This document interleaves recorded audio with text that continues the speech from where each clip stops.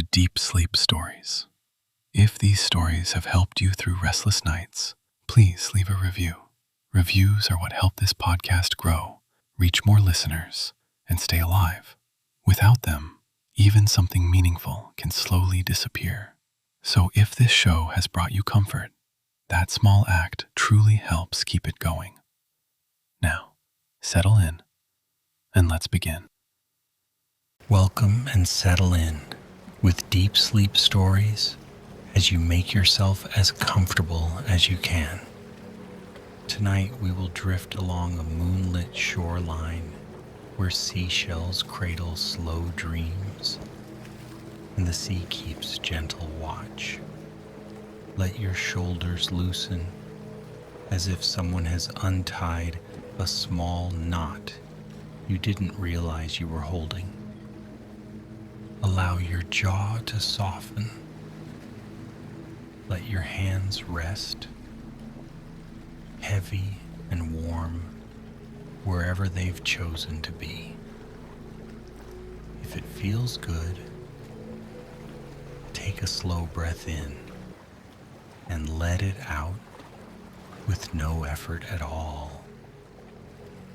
Another soft inhale, like sipping calm through a straw, and a long, easy exhale, as if the day is quietly leaving through an open door.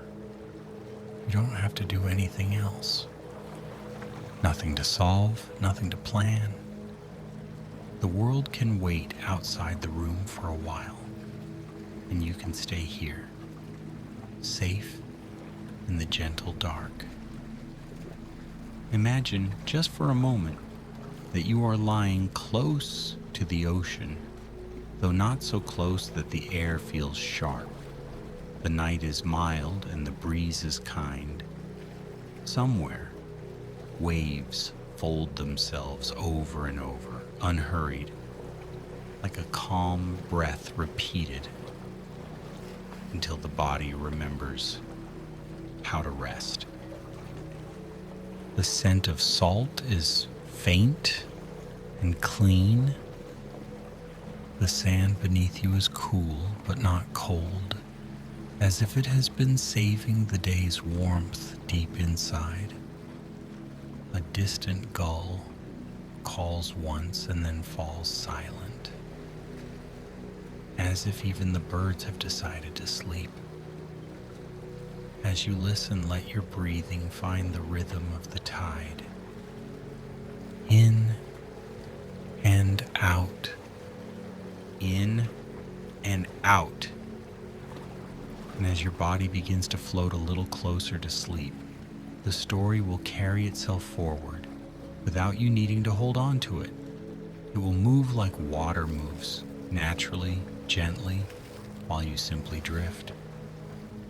Somewhere along that quiet coast, on a night like this, there was a small village that rarely hurried. It rested between soft dunes and low, wind-shaped hills, where beach grass bowed in silver-green waves. Lanterns glowed in cottage windows, and paths of pale stone curved like ribbons through the sand. In this village lived a shell keeper named Mara. Mara was not a keeper in the way people usually imagined. She didn't guard treasure behind locked doors, and she didn't stand watch with a stern face. Her keeping was softer than that. She gathered what the sea offered and cared for it, the way a person might care for a garden, patiently, lovingly, with an understanding that nothing truly belonged to anyone, and yet everything could be tended. Her cottage sat near the edge of the dunes, where the wind spoke in low murmurs, and the ocean's voice could be heard, even through closed shutters. Inside, the rooms were simple and warm.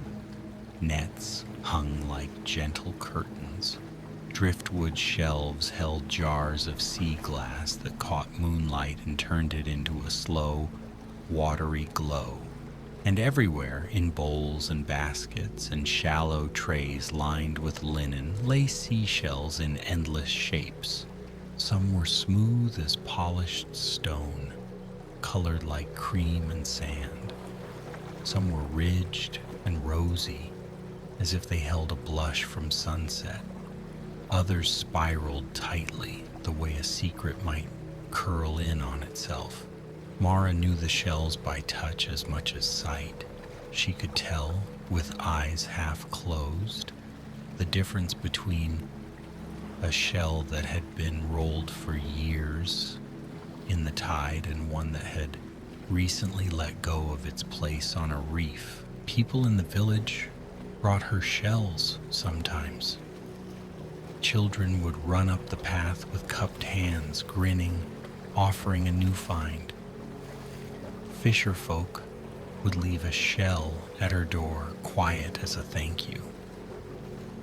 Travelers would step into her cottage and gaze at the shelves as if they were looking at a museum of the sea, and Mara would pour them tea that smelled faintly of chamomile and salt air.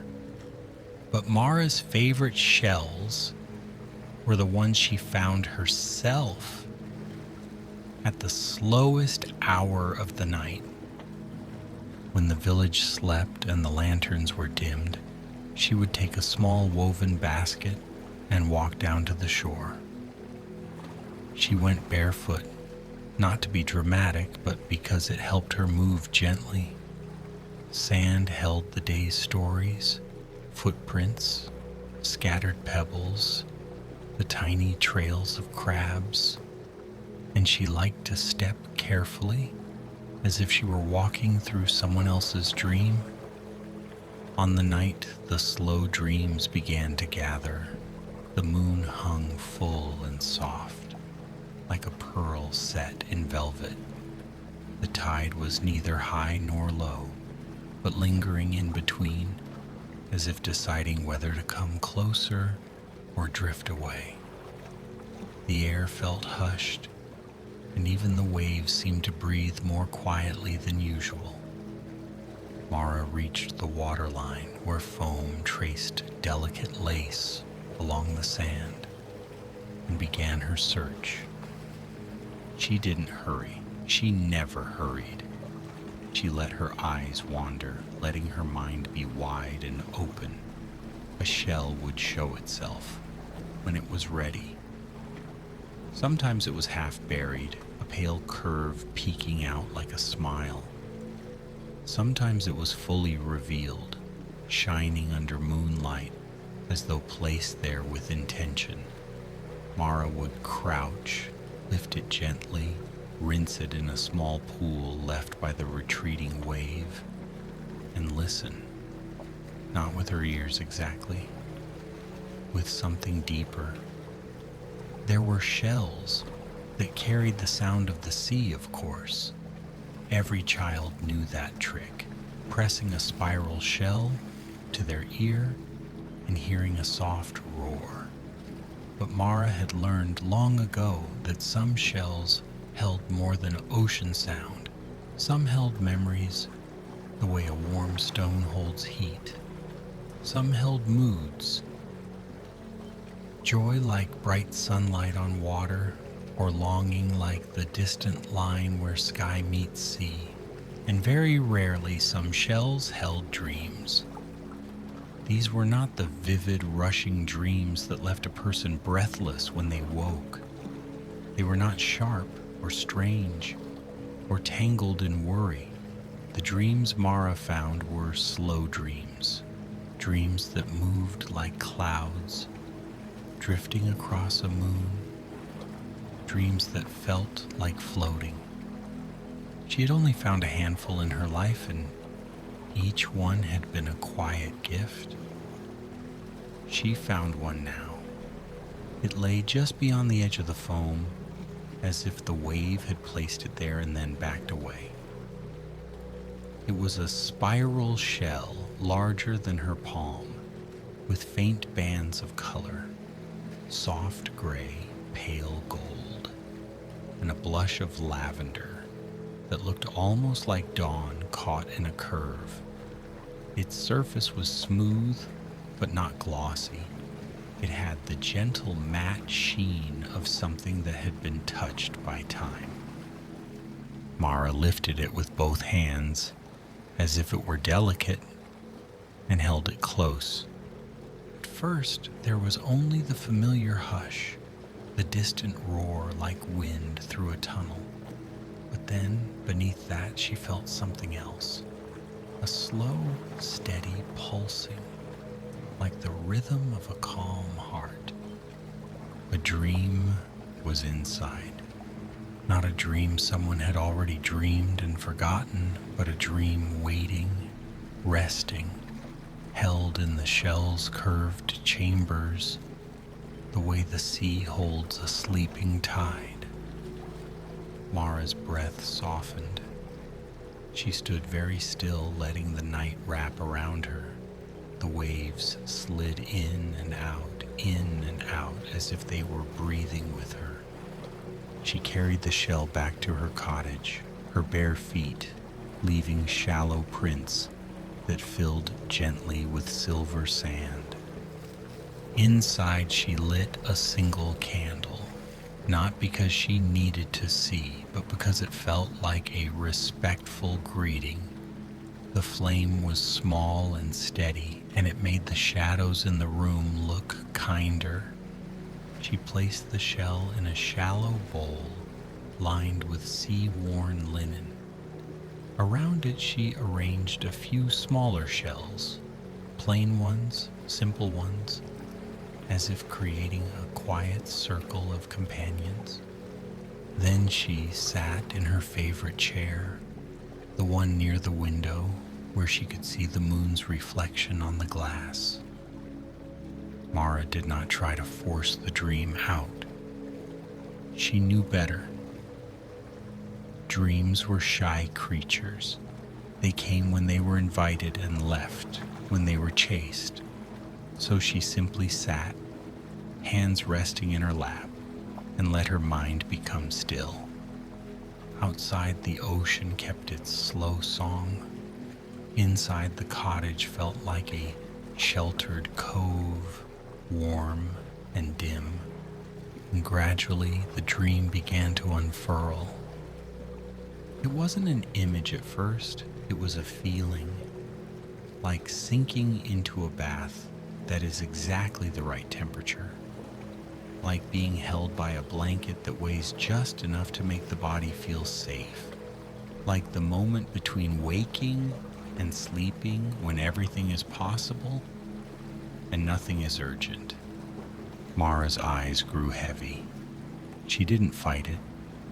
She let herself drift as naturally as a boat settling into calm water. In her mind, she saw a shoreline that was not quite her own. It was familiar and yet different, as if it belonged to the world behind the world. The sand there shimmered faintly, threaded with tiny grains that looked like ground moonstone. The waves were quieter than any waves she'd heard before, and they moved with such gentleness that they seemed more like a slow sigh than a crash. Along this shoreline, seashells lay scattered like fallen stars. They were everywhere, spirals, fans, cones, ridges, curls, some tiny as a fingernail, some large as a bowl, and each one seemed to glow faintly from within, as if holding a small light. Mara, in the dream, walked slowly among them. As she passed, she realized that the shells were not empty. Each one held something, soft images, drifting feelings, quiet scenes.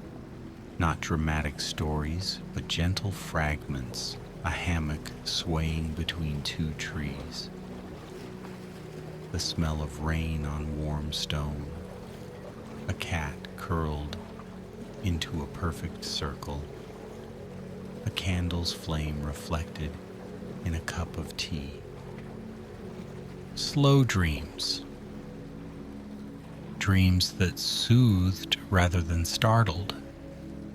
She knelt by a shell shaped like a shallow dish, its edges scalloped like lace. When she touched it, she felt a dream of floating in a lagoon, sunlight dappling through water, everything unhurried and safe. She moved on and found a long spiral shell, pale blue like morning sky.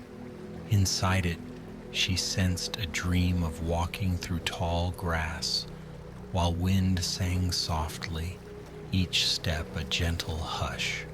Mara wandered for what felt like a long time, though time in the dreamland did not behave the way it did in waking life. She felt no hunger, no fatigue, only a quiet curiosity, the kind that doesn't demand answers. In the distance, she saw something rising from the sand, a structure made of driftwood and shells, shaped like an archway. It was covered in shells, so numerous and varied that it looked like the sea had braided a doorway from its own gifts. As Mara approached, the shell arch shimmered, not brightly but softly, like a pearl turning in the light. A path beyond it led into dunes that glowed faintly, and then farther into a landscape of low hills and gentle shadows.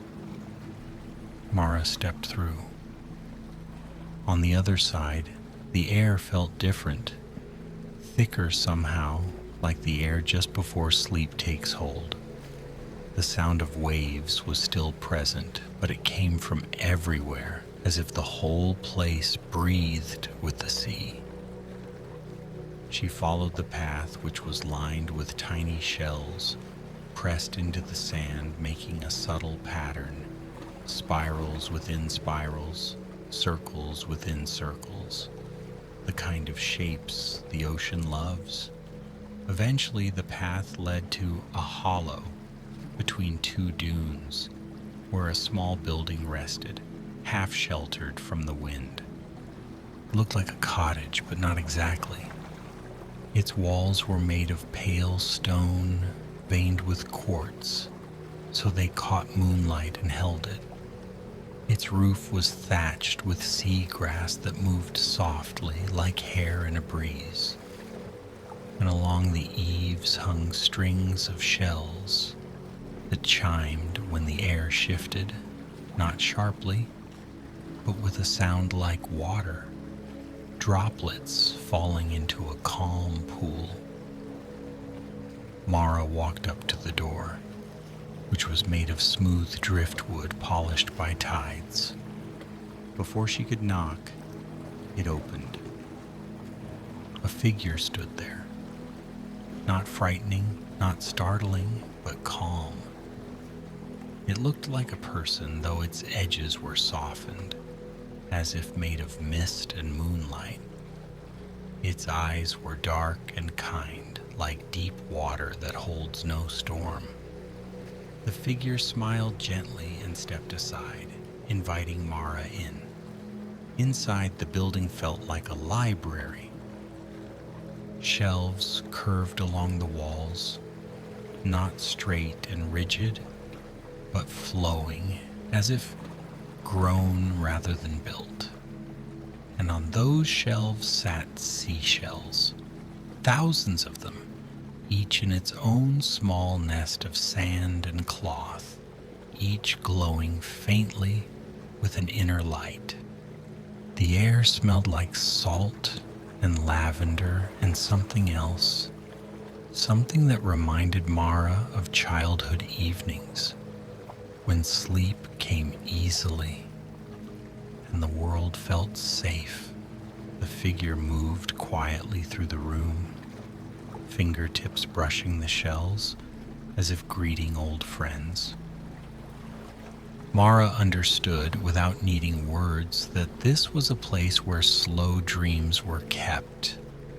Not trapped, not collected for ownership, but held gently like seeds, Stored until the right season, the figure gestured toward a table in the center of the room. On it lay an open bowl of water, perfectly still, reflecting the ceiling like a mirror.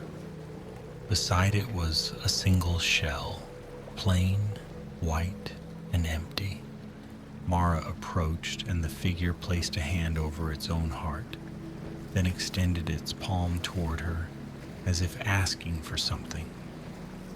Mara looked down at her own hands and realized that in the dream, she carried the lavender-banded shell she had found on the shore.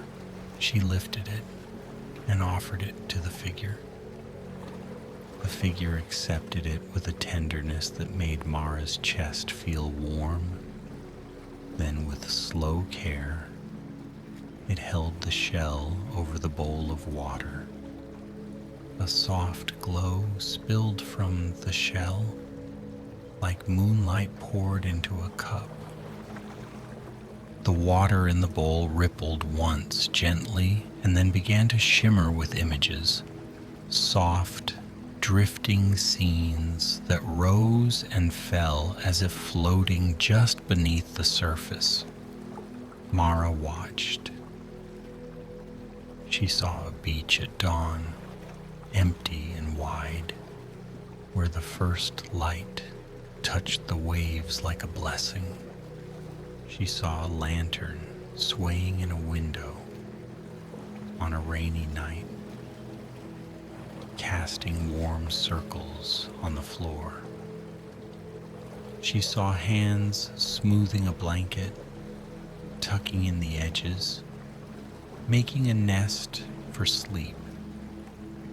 She saw a boat rocking in a harbor, ropes creaking softly, everything safe and moored. The images were simple, but they carried a deep comfort, the kind that settles into the bones. The figure nodded as if satisfied, and then lifted the plain, empty shell from the table. It dipped the shell into the bowl of shimmering water.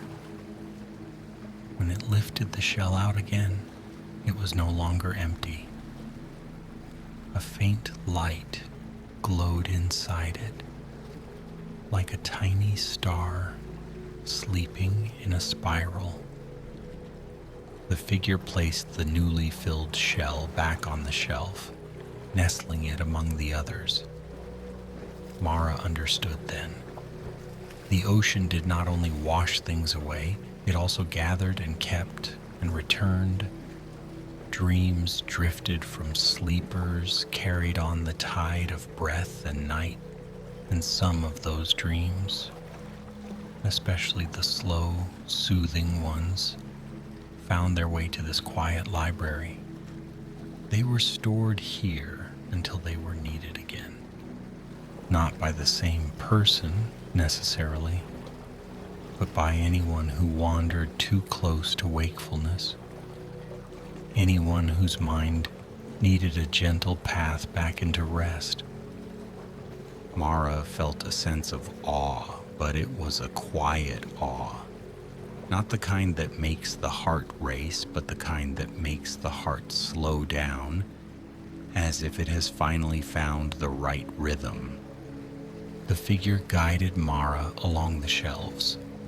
As they moved, Mara noticed that some shells glowed more brightly than others, and some barely glimmered at all. The brightest ones seemed to hold dreams that were especially deep and soothing, the kind that could calm an anxious mind in moments. The dimmer ones held smaller comforts, tiny pauses, gentle sighs, brief images like feathers floating on air.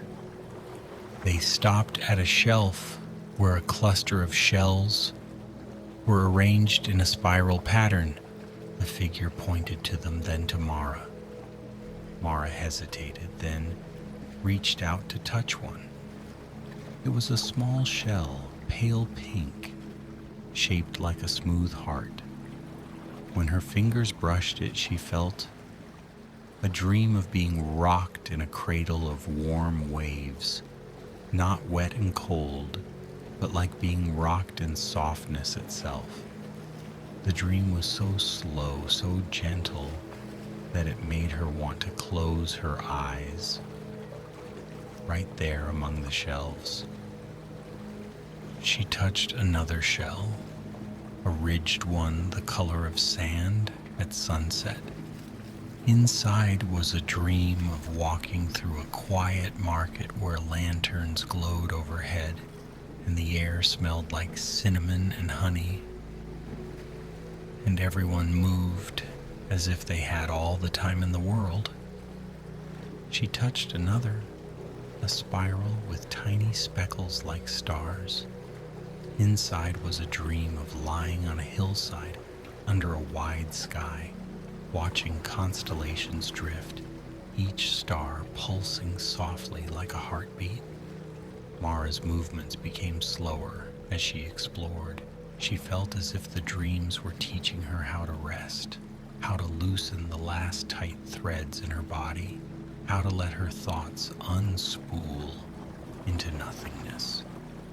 The figure watched patiently, as if it had all the time the ocean had ever made. Eventually, it led Mara to a quiet corner of the room, where a low bench sat beneath a window. Beyond the window, the landscape shimmered, dunes rolling like gentle waves frozen in time. On the bench lay a blanket woven from something that looked like seagrass and moonlight. It seemed impossibly soft. The figure gestured for Mara to sit. Mara did. The blanket rose around her like warm air. The figure placed a shell in her hands, a spiral shell, smooth and white, with faint lines that curved like ripples on a pond. Mara held it close. At once, she felt a dream begin to bloom inside her, not as a picture, but as a sensation. The sensation of being safe, the sensation of being held, the sensation of not needing to think. The figure's presence was soothing, like a lighthouse beam seen from far away. Steady, reliable, gentle. Mara's eyelids drooped. She could still feel the shell's slow pulse, like the ocean breathing through it. In the dream, the library's shelves seemed to blur, as if they were dissolving into mist. The figure's outline softened. The sound of shell chimes became distant, blending with the hush of waves. Mara drifted. She drifted into a shoreline again, but this time she was not walking. She was floating, as if lying on a raft made of quiet. Above her, the sky was a deep velvet blue. The moon hung like a pearl. Stars were scattered like salt across darkness. Beneath her, the water was clear and calm, and it held her without effort. She did not sink. She did not struggle. She simply floated. As she floated, seashells drifted around her on the surface, tiny, buoyant shells that bobbed gently like boats. Each one glowed faintly. One shell drifted closer, and Mara reached out to touch it. The moment she did, she felt a dream of warm bread cooling on a windowsill. Another shell drifted close, and she felt a dream of snow falling outside while a fire crackled inside. Another shell, another dream. Soft pillows, slow music, a hand stroking hair, a door closing on a noisy world. The shells moved in a slow circle around her, like a dance with no urgency. Mara's mind grew quieter. Thoughts, if they appeared, floated by like clouds and then dissolved. The sea cradled her. Far in the distance, she saw something glowing on the horizon, like a line of pale light.